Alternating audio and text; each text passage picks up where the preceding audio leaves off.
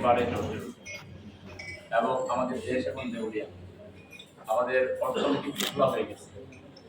ওনারা এত উন্নয়ন করেছে যে উন্নয়ন করতে করতে দেশের বাইরে গিয়ে বিদেশে উন্নয়ন করেছে, এবং সেটা নিজের জন্য, নিজের বউয়ের জন্য। আর এদিকে জিনিসপত্রের দাম বেশি, মুদ্রাস্ফীতি, ব্যাংকে টাকা নাই, মানুষ টাকা উঠে দেখলে টাকা পাচ্ছে না, একটা চরম অব্যবস্থাপনা। এই অবস্থায় দেশকে রেখে তিনি নিরাপদে 125টা সুটকেস নিয়ে চলে গেছে। এই অবস্থায় আমরা এখন দেশে আছি। আমাদের প্রিয় বন্ধুরা, আপনারা যে বিষয়গুলো বলেছেন, আমরা আজকে সারাদিন দেশে একটা আলেমদের সমাবেশ ছিলাম, উনি একজন আলেম আমার সাথে এই কারণেই আছে। আমাদের 1 নম্বর এজেন্ডার কথা আমরা বলছি, এই যে বিরাট একটা পরিবর্তন আমাদের সাহসী ছাত্রদের নেতৃত্বে ছাত্র জনতা করেছে, এটা ছিল মানুষের দীর্ঘদিনের পুঞ্জীভূত ক্ষোভের একটা বিস্ফোরণ। চাঁদাবাজি, টেন্ডারবাজি, লুটতরাজ আপনাদের কাছ থেকে শুনলাম, আপনারা শিকার, কেউ কিছু বলার নাই। তাকে কিছু করবার আগেই উপরওয়ালাদেরকে টাকা দিয়েছে এবং জায়গায় জায়গায় দিত। আমি বলছি এত মহা ফকিরের এরা, আপনারা শুনে অবাক হবেন, আমাদের সমাজে ফকিররা যে ভিক্ষা করে, এই ভিক্ষুকদেরকে ওদেরকে ট্যাক্স এরিয়া ঠিক করে আছে। আজকের এই দুপুরের জন্য তুমি 1000 টাকা দিবা, বিজ্ঞানের জন্য আরেকটা দিয়ে বাড়ছে 1000 টাকা। এরা এত ফকিরের যে এই ভিক্ষুকদের কাছ থেকেও ট্যাক্স নেয়, টাকা নেয়। এইরকম একটা সমাজ কোনোভাবেই উন্নতি লাভ করতে পারে। এই সমাজ ভাঙতে হবে, নতুন সমাজ করতে হবে। আমরা মনে করি আমাদের ইন্টারিম গভর্নমেন্টে যারা আসছেন তারা অবশ্যই এই বিষয়টাকে বিবেচনা করবেন এবং বিবেচনা যাতে নেন। আমরাও আমাদের দিক থেকে চেষ্টা করছি এবং করব। আপনারাও চেষ্টা করলে একটা দল, একটা ডেলিগেশন আমরা প্রধান উপদেষ্টার সাথে দেখা করতে পারি, তাকে আমাদের সমস্যাগুলো যেটা আজকে শোনালে আর একটু সুগঠিতভাবে, সুলিখিতভাবে লিখে আপনারা তার সাথে দেখা করতে পারেন। তারপরে এখানে আছেন রিজওয়ানা, উনিও এনজিওর সাথে রিলেটেড। এরপরে আছেন ফরিদা আপা, উনিও এনজিও রিলেটেড। এরপরে আছেন অধিকারের সেক্রেটারি আদিলুর রহমান, আমার চেয়ারম্যান, একসাথে কাশিমপুর তারা রয়েছেন, একই রুমে ওনারা আছেন। তা আপনারা যদি কোনো সহযোগিতা লাগে, আমি প্রথম এসিডেন্স দিচ্ছি যে আপনাদেরকে সব ধরনের সহযোগিতা নিজেরা চেষ্টা করে যদি ব্রেক মারি, তাহলে চেয়ারম্যান সাহেব আমার সঙ্গে তৈরি করলে আমি আপনাদেরকে লাইন করে দিব এবং আপনারা দেখা করতে পারবেন ইনশাআল্লাহ। আপনারা ওখানে ভালোভাবে কথা বলেন। একটা কথা তাদের কাছ থেকে দাবি আদায় করে আসবে যে আপনাদের আমলে আমরা 1 টাকাও ঘুষ দিতে চাই, আমরা 1 টাকাও টাকা দিতে চাই, আমরা কোনো টেন্ডারবাজকে প্রশ্রয় দিতে চাই না। আইনি প্রোটেকশন আপনারা আমাদেরকে দিবেন, আমরা সামাজিক অ্যাওয়ারনেস তৈরি করব, আমরা সামাজিক প্রতিরোধ গড়ে তুলব ইনশাআল্লাহ। আমি আমার সকল বক্তৃতায় লাইভ হচ্ছে, আমি পরিষ্কার করে বলছি, আলেম ওলামা, শিক্ষক, ছাত্র, রাজনীতিবিদ, আবাল বৃদ্ধ বনিতা মিলে এখন আমাদের 1 দফা অগ্রাধিকার যে কোন চাঁদাবাজ, টেন্ডারবাজকে আমরা বাংলাদেশে প্রশ্রয় দেব। এটা যদি আমরা প্রতিরোধ করতে পারি, আমাদের জিনিসপত্রের দাম কমে যাবে, আমাদের জাতির জীবনে নিরাপত্তা চলে আসবে এবং আমরা স্বস্তিভাবে দুমুঠো ভাত খেয়ে আমরা আমাদের বাড়িতে ঘুমাতে পারবো। আর এই চাঁদাবাজরা যদি, আমরা অবাক হয়েছি, রক্তের দাগ এখনো শুকায়নি, চোখ চোখ রক্ত রাস্তায় রাস্তায়, মানুষের কান্না, ফুপিয়ে ফুপিয়ে মায়েদের কান্না, বাবাদের কান্না, ছেলেদের কান্না, স্বামী আর স্ত্রীর কান্না আমাদের কানে ভাসতেছে। আর এখনই ইঞ্চি ইঞ্চি জায়গা ভাগ করে কিছু লোক তারা অলরেডি দখল করেছে। পতিত স্বৈরাচারের লোকদেরকে দাওয়াত দিয়ে তাদের দলবাড়ি করার জন্য, নিজেদের কর্তৃত্ব ফলানোর জন্য পতিত স্বৈরাচারের লোকেরা শুধু নাম আর চেহারা পাল্টে দিচ্ছে, আর তারা এখন নতুন লোকের জন্য। আমরা দীর্ঘ 17.5 বছর এবং ছাত্র সমাজ গত 1-1.5 মাস আন্দোলন করেছে, একটা চাঁদাবাজের জায়গায় আরেকটা চাঁদাবাজকে বসানোর জন্য, একটা টেন্ডারবাজের জায়গায় আরেকটা টেন্ডারবাজকে বসানোর জন্য। এই চাঁদাবাজরা একদম মানুষই না, মানুষ নামের পশু। এই পশুদের বিরুদ্ধে আমাদের গণপ্রতিরোধ চলবে। এখন দেখতেছেন নানা আনসার বাহিনী, অমুক বাহিনী, তমুক বাহিনী তৈরি করে এখানে ওই পতিত স্বৈরাচারের ভিতরে ঢুকে এখন বিশৃঙ্খলা করতেছে। কালকে একটু সামান্য মেহমানদারি সচিবালয়ের সামনে ছাত্ররা করেছে, আগামী দিনও যারা উল্টা পাল্টা করবে, ছাত্র জনতা মিলে এই মেহমানদারি কখন দেশ আমাদের বাঁচাতে হবে। এই জাতি আমাদেরকে বাঁচাতে হবে এবং আমাদের সবার দায়িত্ব রয়েছে, ঠিক কি না? এটা একটা কথা বললাম, আপনাদেরকে আমি সহযোগিতা করবো, দেখা করেন আপনারা, প্রয়োজনে আপনারা মানববন্ধন করেন, আপনাদেরকে একটু ওদের সামনে আনেন, আপনারা একটু স্মারকলিপি দেন, আপনারা এরকম একটা প্রোগ্রাম করে ওনাদেরকে দাওয়াত দেন, ওনারা এনজিও রিলেটেড লোক আসতে হবে, অন্তত একজন না একজন তো আসবেই, তাই না? অবশ্যই ওনাদেরকে নিয়ে আসেন। এরপরে আপনারা আগামীর পরিকল্পনা দিবেন। আমাদের যে পরিকল্পনা এখানে দেখলাম, আমাদের মাওলানা মাইনুদ্দিন সিরাজি বলেছে, অনেকে ভাবে যে ইসলামিস্ট যারা বা এরকম জামাত ইসলামী তারা বোধহয় এনজিও বিরোধী, একেবারে ভুল। আপনারা যা কাজ করেন, আমার এই ভাই সাক্ষী, আমি ওনাকে নিয়ে দেখেছি আমার সব অফিসগুলো, আপনাদের অনেকগুলো সংগঠন মিলে যা কাজ করেন, আমরা একটা ঢাকা সিটি তার চেয়ে অনেক গুণ বেশি কাজ করি।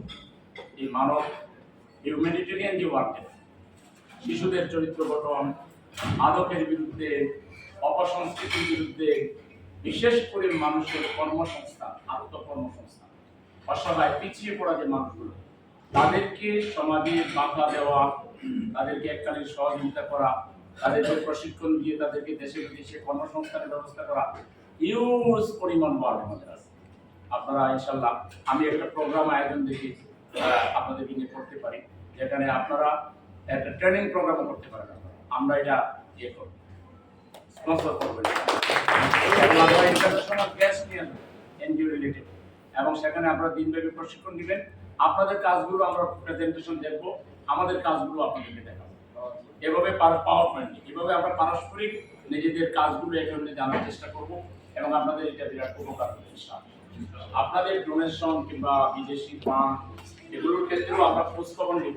আমার ধারণা আমাদের একজন ভাই চাইলে, যিনি ইন্টারন্যাশনালি অনেক রিনাউন্ড একজন এনজিও কর্মকর্তা, তিনি চাইলে আপনাদেরকেও নানাভাবে সহযোগিতা করতে পারবেন। আমরাও ইনশাল্লাহ চেষ্টা করব আপনারা যাতে সততার সহিত, দক্ষতার সহিত, যোগ্যতার সহিত মানব কল্যাণে আরো অনেক বড় মাপের প্রজেক্ট আপনারা কাজ করতে পারেন, এই ব্যাপারে আমাদের সহযোগিতা। এবং আপনারা যে কাজ করেন, এই যে কিশোর গ্যাং, এটা যে মানবতার কত বড় একটা থ্রেট, আমাদের ছেলেমেয়েরা, আমাদের সমাজে বড় বড় পরিবারের ছেলেমেয়েরা, ধনী পরিবারের ছেলেমেয়েরা, এরা অস্ত্র নিয়ে তারা মানুষকে খুন করছে, ইভেন মা বাবাকে পর্যন্ত খুন করে। আমি তো কারাগারে ছিলাম এই গত সরকারের অন্তত 2-2.5 বছর, মানে কয়েকবার। এই 2-2.5 বছরে এই শিশু বাচ্চাগুলোকে দেখে খুব বেশি কষ্ট হয়। যখন তারা মা বাবার কাছে থাকার কথা, মা বাবা তাদের কাছ থেকে তাদের ভালোবাসা পাওয়ার কথা, সেই সময় তারা কারাগারে যে কি অবর্ণনীয় দুঃখ কষ্টের মধ্যে থাকে, এবং এরা কারাগারে গিয়ে আরো বড় জ্ঞান হয়ে বের হয়। ওখানে কিন্তু কোনো সংশোধনের কোনো ব্যবস্থা নাই। তা আপনারা এত বড় একটা দায়িত্ব পালন করছেন, এখানে যা সহযোগিতা লাগে এই সহযোগিতা সরকারের করা উচিত। আপনাদের তো নিঃসন্দেহে বিদেশি যেগুলোর সাথে যোগাযোগ আছে, ডোনার সংগঠনগুলোর সাথে, সেটাও করবে। আমরাও এক ধরনের বলতে পারেন আমাদের কাজের 60% হলো সামাজিক কাজের সাথে। আমরা আমাদের ফান্ড থেকে চাই আপনাদের বিষয়, আপনাদের ভালো প্রজেক্ট পেলে এগুলো আমরা মূল্যায়ন করবো, আমরা দেখবো, এবং আপনারা যাতে আর কোনো চাপ মুক্ত ভাবে, সব ধরনের চাপ মুক্ত ভাবে একটা টাকাও আপনারা কোনো সরকারি কর্মকর্তাকে দিবেন না, কোনো বেসরকারি চাঁদাবাজকে দিবেন না। আপনারা প্রতিরোধ করে তুলবেন, আপনাদের সাথে আমাদের আপনারা ডাক দিবেন, আমরা হাজার হাজার লোক নিয়ে এই বাংলাদেশে জামাত ইসলামের এই সুনাম আছে, এরা চাঁদাবাজি করে না আর চাঁদাবাজদেরকে প্রশ্রয় দেয়। সুতরাং আমরা দেশের কল্যাণে কাজ করি, মানুষের কল্যাণে কাজ করি। আমরা চাই সবাই মিলে সবার প্রচেষ্টায় একটা মানবিক বাংলাদেশ, একটা কল্যাণ রাষ্ট্র, একটা শান্তিপূর্ণ সমাজ আমরা চাই। আমরা আইন হাতে তুলে নিই না। দেখছেন আপনারা, আমরা 13.5 বছর, 15.5 বছর সবচেয়ে বেশি জুলুমের শিকার আমাদের নেতাদেরকে ফাঁসি দেওয়া হয়েছে, আমাদের নেতাদেরকে নানাভাবে হয়রানি করে জুলুম করেছে। কিন্তু এই যে ক্ষমতা থেকে নামলো, একটা ছাত্রলীগের সাউকেও আমরা কি এটা ঠুকা মেরেছি না? আমরা একটা আওয়ামী লীগের প্রতিষ্ঠানে ঠুকা মেরেছি না, বরং আমরা পাহারা দিয়েছি। আমরা বলেছি কেউ যদি অপরাধ করে আইন অনুযায়ী তার বিচার। আমি তো সেই বিচারক না, আমি তো একজন নাগরিক, আমি আরেকটা নাগরিকের সম্পদ দখল করতে পারি, এটা কোনো সাহসিকতা না, এটা কাপুরুষতা। পলায়নপর লোকের সম্পদ দখল করা এটা কোনো সাহসিকতা, এটা বিরোধী, এটা কাপুরুষতা। জামাত ইসলাম এরকম একটা স্ট্যান্ডার্ড মেনটেন করছে। আমরা এত জুলুমের শিকার হয়েও আমরা কোনো আইন, আমরা মন্দির পাড়া দিচ্ছি, আমরা যে থানাগুলোতে আমাদের জুলাই রেখে পিটিয়েছি, আমাকে জুলাই রেখে পিটিয়েছি, সেই থানাগুলো আমরাই পাহারা দিই। এবং এখনো আর্মি এবং পুলিশের লোকেরা আমাদের সাথে যোগাযোগ রাখে, ভাই লাগলে কিন্তু আমাদের হেল্প করা, ভয়ের মধ্যে আছে আমরা যে আসি, আমরা আসি। আমরা হলাম বাংলাদেশের মানুষের সবচেয়ে আপনজন, সবচেয়ে বন্ধু। আমরা কারো ক্ষতি করি। অনেকে মনে করে যে আমরা নারীদেরকে পছন্দ, আমাদের দলে যে পরিমাণ নারী আছে, যদি মিছিল বাইর করি, বাংলাদেশের সবচেয়ে বড় নারী মিছিল হবে জামাত ইসলাম। ঠিক, আমাদের দলে নারী সদস্য আছে, কিন্তু আমরা নারীদের ইজ্জতকে মনে, নারীদেরকে নিয়ে কোনো রংপটরা আলোচনা করবে, তাদের ইজ্জত হানি করবে, তাদেরকে নিয়ে না চাইবে, তাদেরকে তাদের চরিত্রকে হনন করবে, এই যে আমরা চাই। আমরা চাই নারীরা হলো আমাদের মায়ের জাতি, নারীরা হলো আমাদের বোন, নারীরা হলো কারো না কারো স্ত্রী, সে যেন ওই মর্যাদায় থাকে, আমরা সেটাই দেখি। নারী উন্নয়নের আমরা বিপক্ষে নয়, নারীর চাকরি করারও আমরা বিপক্ষে নয়। আমাদের দলের হাজার হাজার নারী সদস্য সরকারি বেসরকারি চাকরি, কিন্তু তারা ওই নিজেকে ওরকম প্রকাশ করে অন্যের খোরাক হওয়ার জন্য চেষ্টা করে। তারা নিজেদেরকে নিয়ন্ত্রণে রেখে তারা ইসলামের যে রুলস আছে সেটা মেনে চলে। ইসলাম উন্নয়নকে সমর্থন করে, ইসলাম ক্রিয়েটিভিটিকে সমর্থন করে, ইসলাম অপরাধ দমনকে সমর্থন করে, ইসলাম সব ধরনের সামাজিক কার্যক্রমকে অসামাজিক কার্যক্রম ছাড়া সামাজিক কার্যক্রম বলতে যা বোঝায় এটাকে ইসলাম সাপোর্ট করে, ইসলাম এটাকে পছন্দ করে। এবং আপনাদেরকে আমরা পছন্দ করি, আপনাদেরকে আমরা ভালোবাসি, আপনাদের কাজ এগিয়ে যান এটা আমরা চাই। সুতরাং আপনারা এগিয়ে যান নির্ভয়ে। দেশের পরিবর্তন হয়েছে, আমরা চেষ্টা করছি এই পরিবর্তনকে সাস্টেনেবল করার। এখানে আপনাদেরও দায়িত্ব আছে। আপনারা এই যতগুলো অর্গানাইজেশন আছেন, আপনারা আপনাদের কর্মীদেরকে নিয়ে মাঝে মধ্যে অ্যাওয়ারনেস প্রোগ্রাম করবেন যে আমরা আর কোনো ঘুষ দিতে চাই না, আমাদের উপরে কেউ ইন্টারভেনশন করুক, এটা আমরা চাই না। এই কথাগুলো আপনাদেরও বলতে হবে, আপনারাও বলবেন, আমরাও বলবো, অন্যরাও বলবে। এইভাবে সবার সম্মিলিত প্রয়াসে একটা আগামী সম্ভাবনাময় বাংলাদেশ প্রতিষ্ঠিত হবে ইনশাআল্লাহ। আপনাদের সবাইকে আবারও আমার পক্ষ থেকে শুভেচ্ছা এবং ধন্যবাদ জ্ঞাপন করে আমাকে দাওয়াত দেওয়ার জন্য আপনাদেরকে অভিনন্দন জানিয়ে আমার কথা শেষ করছি। আল্লাহ হাফেজ।